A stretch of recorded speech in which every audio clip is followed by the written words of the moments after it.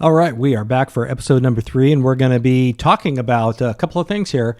Two separate topics in a way, but they sort of meld together. First one's going to be about school choice and what's happening in school choice across the United States just a little bit, because there are some developments in some other states that's happening and which could happen here. There's nothing that says it's going to happen here yet, but it's definitely possible. Probably cover something more on that in terms of what the State Board of Education has been doing in North Carolina in the next episode, which would be episode 4. But episode 3, we're going to talk about school choice and some of its developments across the United States, and delve into a little bit of the problem of COVID and why some of these states are moving into some of these more choice-oriented pretty, I would say they're pretty creative, but very simple legislation that it's going to help parents out, especially since many schools still aren't opening up. And parents need a choice, and they need to get back to work, and they need to make sure their kids are getting an education instead of just sitting at home. So the first thing we want to do here is load up here on this ABC News piece, which I've archived, and you'll see here, if I can bring up my mouse. Archive today is where I try to make sure everything is archived. There's 2 reasons for doing that, as I've said before, and the first one is because it never goes away, and you can snapshot a website and it won't change on you, won't go away, won't go behind a paywall. Second reason for that is because it denies some of these legacy media people, especially places like ABC News, the New York Times, and the Washington Post, their payday. And you know what? They probably need to do that, considering all the bad reporting that they do. But there's some good stuff that I want to highlight. So the first thing here is we're going to talk about school choice in this short episode number 3.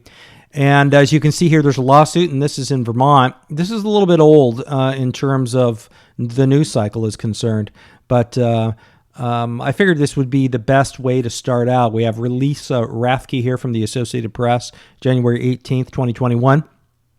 And Vermont is facing a lawsuit that could go to the high court, and it's the second lawsuit, and it's over something that's been very controversial in North Carolina. It's called voucher programs. Now, what vouchers do is they follow the kid, more or less.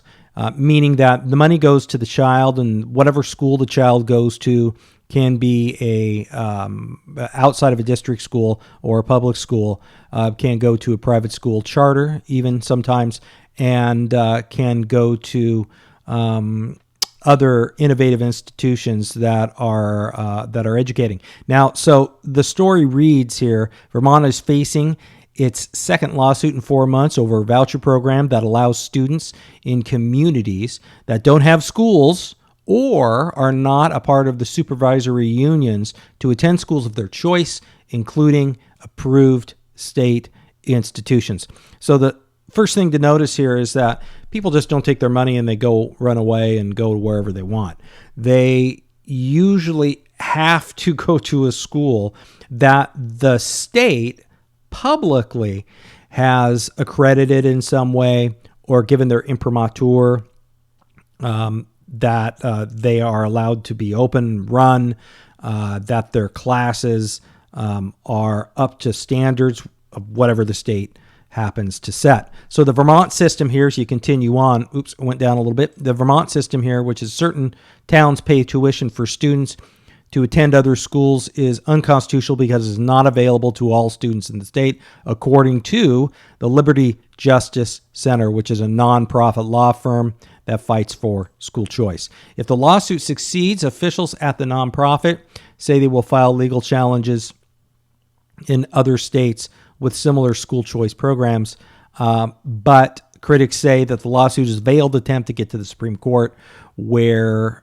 the conservative judges hold the 6 to 9 seats. In other words, what they're expecting is a win for choice. Now,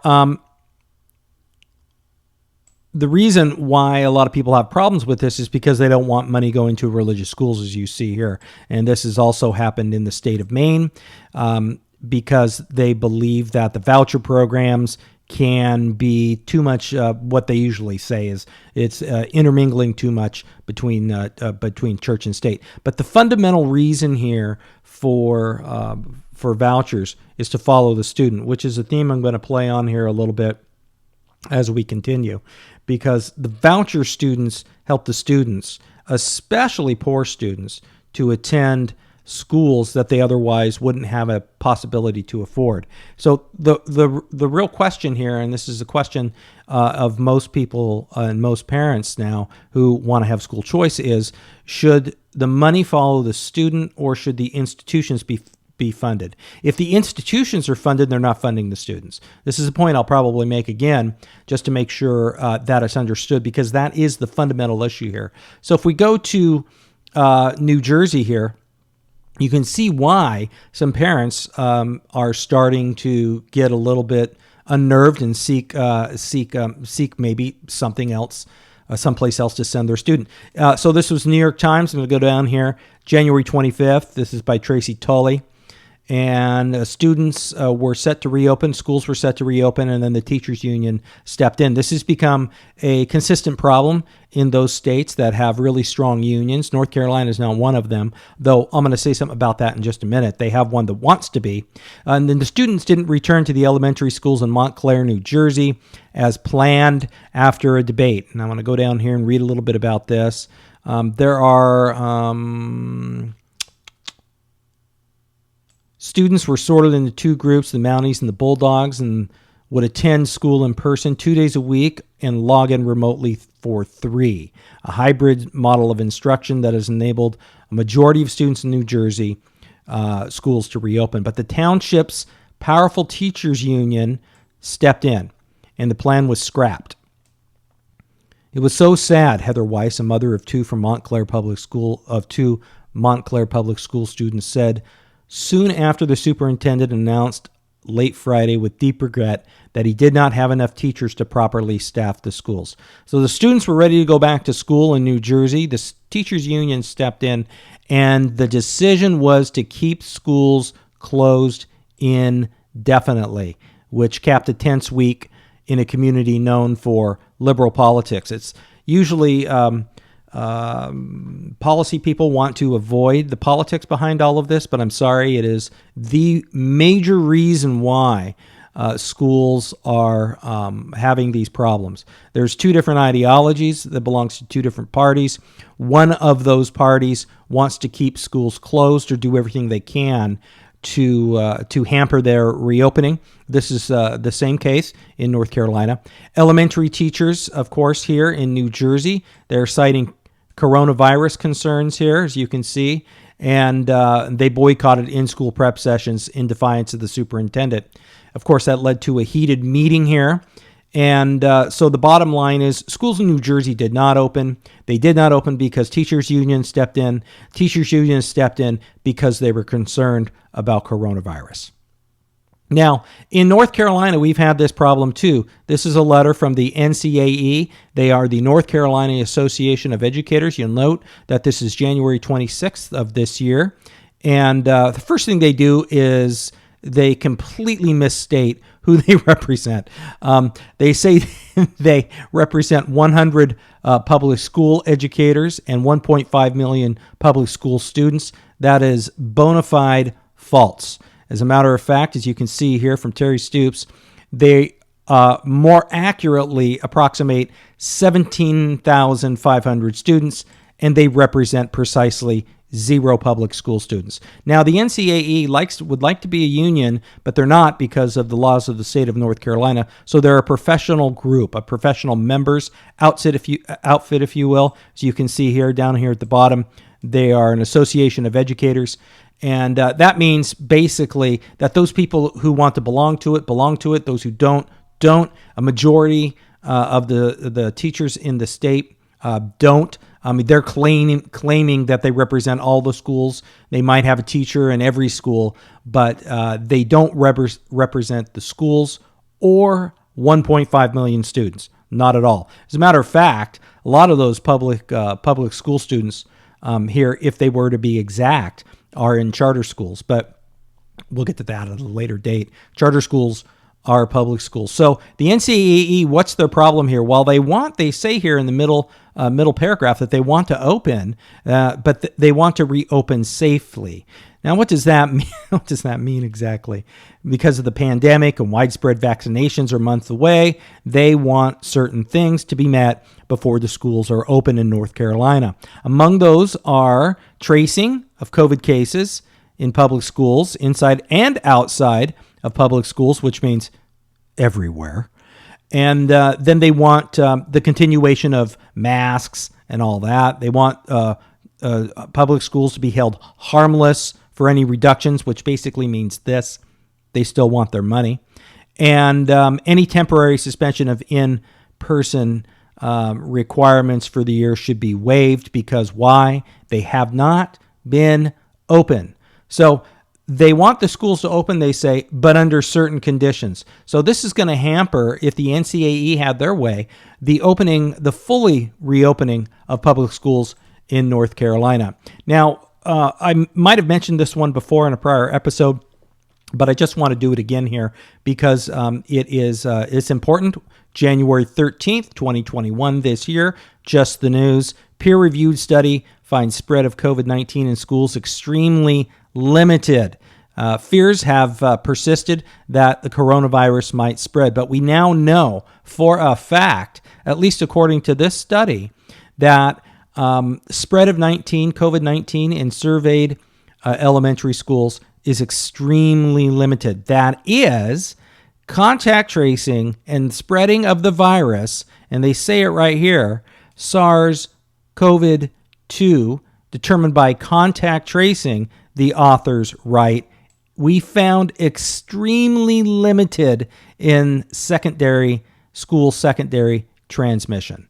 All right. So we're not opening the schools, but we have evidence, at least evidence in certain cases. I'm not sure if this has ever been contravened, that COVID does not spread in the school system as much as it does maybe in other places. Okay. So that's important to note as we go forward and we consider what North Carolina is doing. Now, on this union issue in these other states, especially if we're talking about, in particular, say, New Jersey, as we mentioned back here in this New York Times article that I archived at Archive Today, which will be put up on our social media so you can have easy access to it. Have they overplayed their hand? And before I get into that, I just want to say one last thing here in terms of this channel, which is new and just getting underway. Hit that like button, subscribe, comment, hit the notification button, and check the links in the description for all the places that our social media is. Go there, like those. There's various social media sites that we're on: Rumble, YouTube, BitChute, etc. And we even have a subscribe star now. So if you like what we're doing and like the information we provide to you, then please consider, giving just a little.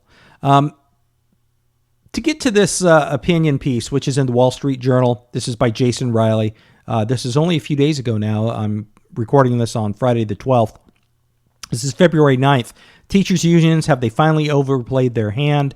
And in particular, Jason Riley likes to talk about charter schools, which are public schools. So let's the first two paragraphs here, I think, are the most important. Perhaps it doesn't receive much attention anymore because it's become so commonplace. But in New York State, public charter schools are the best. And what's the evidence for that, you might say? According to a recent data from School Digger website that aggregates test scores, 23 of the top 30 schools in New York in 2019 were charters. The feat is all the more impressive because those schools sported student bodies that were more than 80% Black and Hispanic. And some 2/3 of the kids qualified for free and discount lunches. So not only are we servicing a historically minority community, we're also servicing people who are on the lower end of the income bracket. So that's usually two strikes. But no, the charter schools in New York State are exceeding expectations, you might say. The Empire State's results were reflected nationally in the United News and World Report ranking released the same year. 3 of the top public high schools in the country were charters, as were 23 of the top 100, even though charters made up only 10% of the nation's 24,000 public high schools. Now, he goes on here. I'm not going to read the whole thing to you, but the important part here is, and maybe the next important part here, is what Thomas Sowell had to write, who's an economist who used to teach at Cornell quite some time ago, and then moved on to another institution. While those parents who enter their child's names in the lotteries, usually people have a lottery to get into a charter school, the admission for charter schools may well be more motivated to promote their children's education, to cooperate with schools in doing so. Those who win in these lotteries are greatly outnumbered by those who do not, Mr. Sowell writes.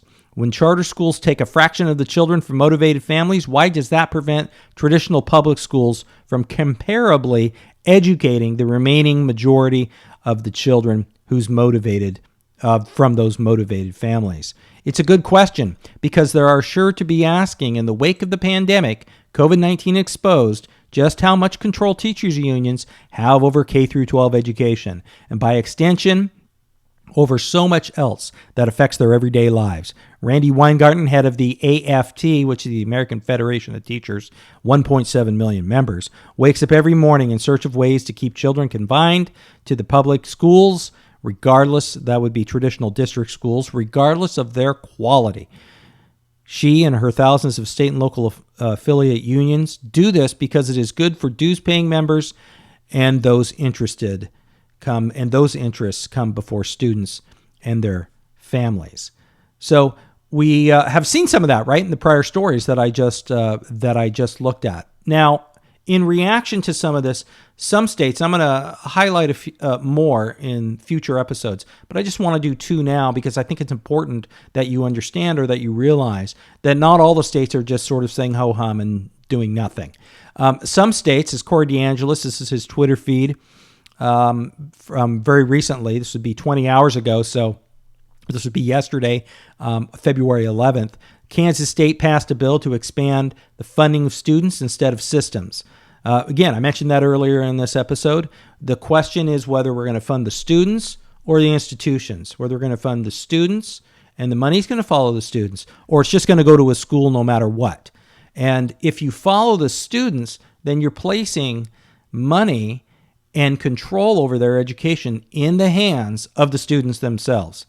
So Senate Bill 61, which I pulled up here, as you can see here, this is the Kansas legislative sessions 2021 to 2022. And here is the bill, which I could pull up. I'm not going to read a whole bunch of it here, but this is the Senate bill that Corey DeAngelis mentioned.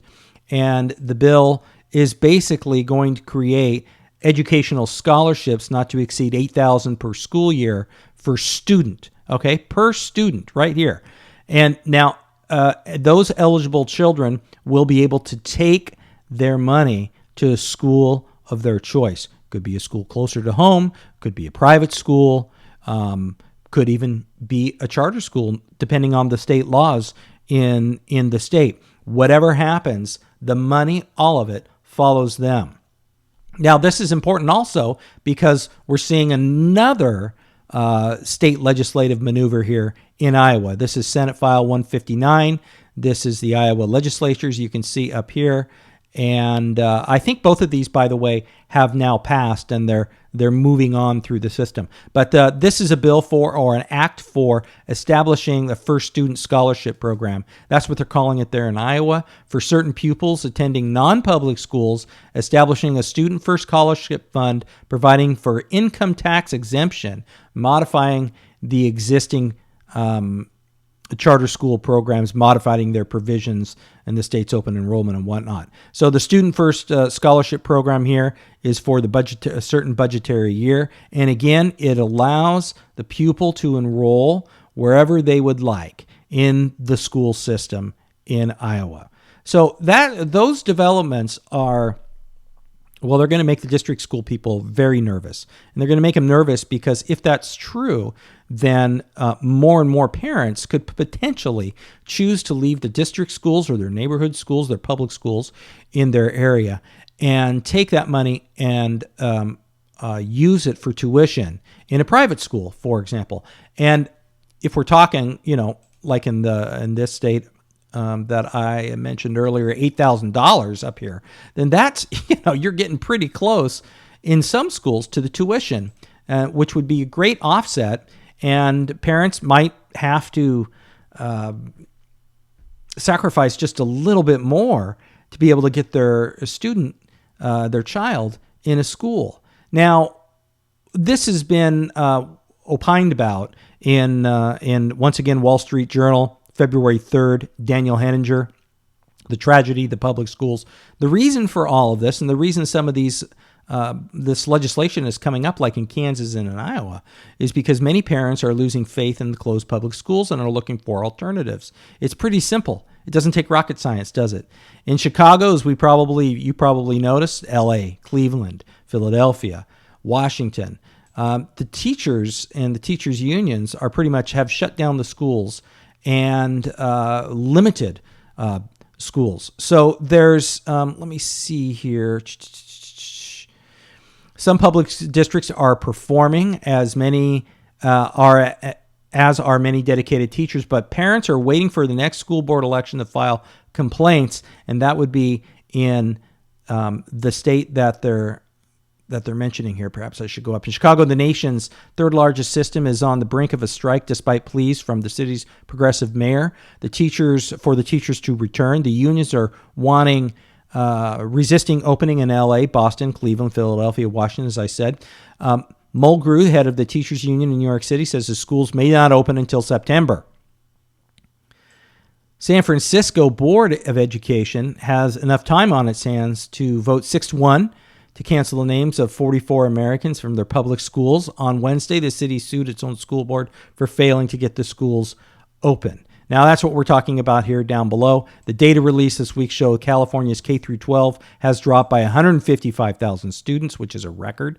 Enrollment in New York City is down 43,000, and 25% of the schools have lost 10% or more of their enrollment.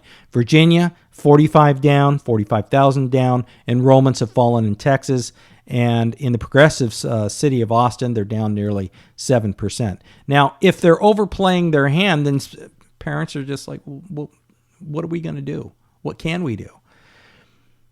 Now, when you get to stories like this of people who have actually taken the time, and they probably heard stories from their neighbors or they know someone that's going to another school. This is Ed NC, so this is North Carolina, January 25th. I think it's Alara Osborne. Perspective School Choice has faces and stories. I might have shared this one once before, or at least mentioned it in one of my promos. But 6 years ago, North Carolina's, and this is kind of a powerful story, by the way. 6 years ago, North Carolina's Opportunity Scholarship Program gave me and my family the chance to consider all our school options and select the school that best met my needs. Opportunity Scholarships provide up to $4,200 in tuition assistance for lower-income, working-class families in North Carolina to send their kids to a school of their choice. My own scholarship enabled my family to send me to North Raleigh Christian Academy.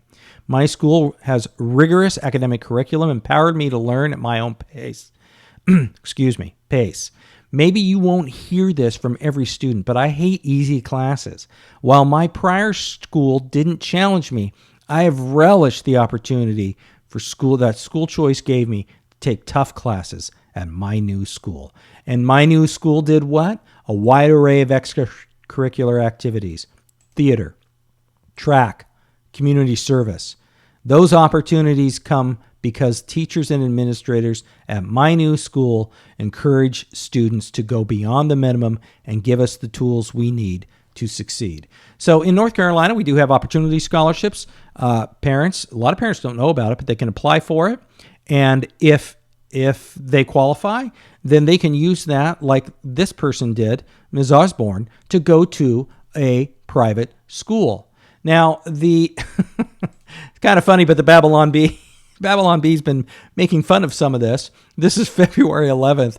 It's just popped up. I had to share it because I thought it was so funny. But the public school teachers are looking forward to summer break after a long year of watching Netflix.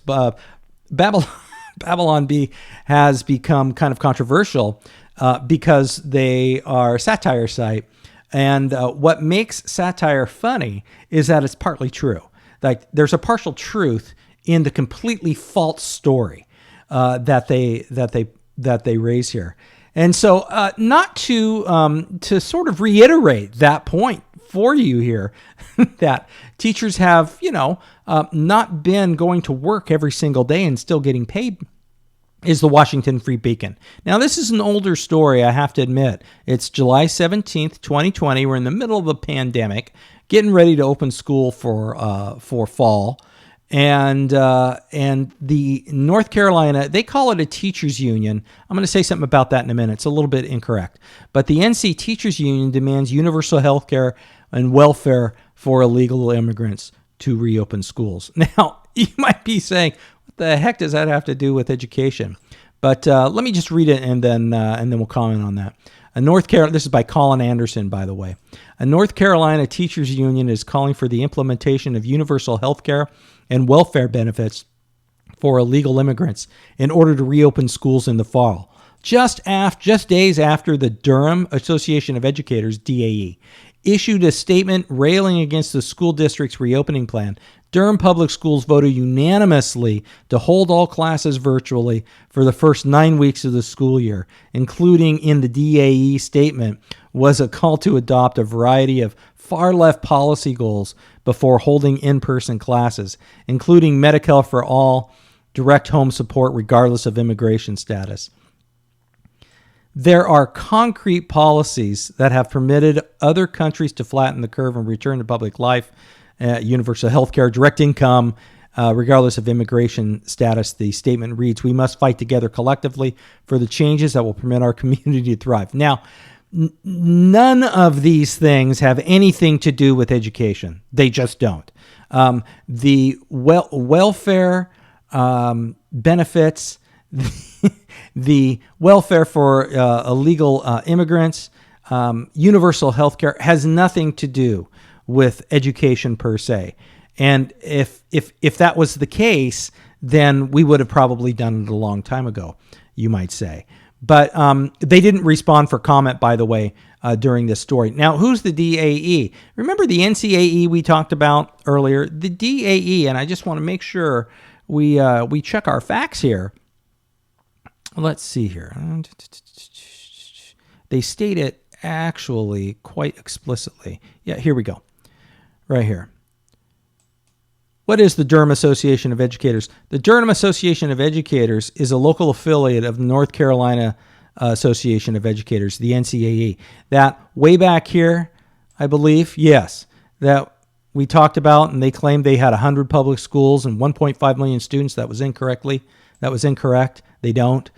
They are a member of the NCAE. So this local group here is a public association or an association of teachers in Durham, and they want to keep schools closed until their demands are met about welfare and universal health care. I'm going to end today on a basic point here. We're going to get to that in the next episode, this one here. We talk about the State Board of Education. But this is where I want to end today, about school choice and the reason why this is important in our state. This is a Des Moines Register piece. It's by Neil McCluskey and Corey DeAngelis, who I mentioned earlier, who follows very closely a lot of the developments in charter schools and public choice, school choice in particular. But I want to read to you a piece here and end that with you to think about. The tagline here, the subhead is, funding students directly allows more families to access their educational alternatives. School choice is an equalizer. This is February 12th, 2021. If you go back to that EdNC piece that I was discussing right here by Ms. Osborne, this piece by Corey DeAngelis and Neil McCluskey should actually drive the point home. As COVID-19 pandemic and school reopening battles across the country prompt families to search for alternative educational programs for their children, school choice policies are increasingly being looked at as a solution. This is happening nowhere more prominently than in Iowa, where a bill to exact education savings account program has passed the state Senate and is being considered in the House. But the proposal has sparked a substantial debate, the kind that tends to feature a lot of anti-choice myths. Iowans cannot afford to let this happen. At the heart of Senate 59 is a student first scholarship, which I mentioned when we looked at the actual bill, and the education savings account where the state would deposit funds for the students.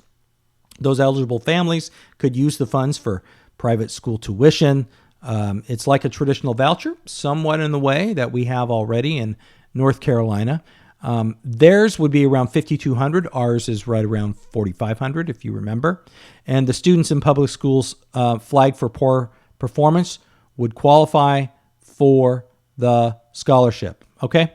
Now, this is the point I want to make. A common concern is that such a program would siphon money from public schools, hurting children left behind.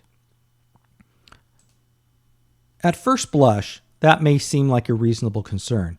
State dollars following the child to another education provider could indeed leave a public school with fewer funds. But that is not siphoning. It is connecting the money to the people it is most supposed to serve, the children. And the funds only leave if the family has found an education provider it prefers more. Now, I want to add one more thing to that. Something that he doesn't necessarily say here, and that is this. They don't siphon money away from public schools. Public schools say that all the time when it comes to charter schools, especially in the state of North Carolina. It's false. It's wrong. It's not it's a lie, because charter schools are public schools. If a student leaves a district school and goes to a charter school in the state of North Carolina, then it remains in the public school system. It doesn't go to some other place. Now, as he says here, in terms of maybe voucher programs, which could go to private schools, it may indeed siphon it off. But there's a big caveat here. A family taking a money's child from public education to a private school no more siphons dollars from a public school than choosing to go to Price Chopper siphons from Hy-Vee. So in other words, think of it this way. If you take your money and go to a grocery store, are other grocery stores complaining? No, it's the competition of it all, right?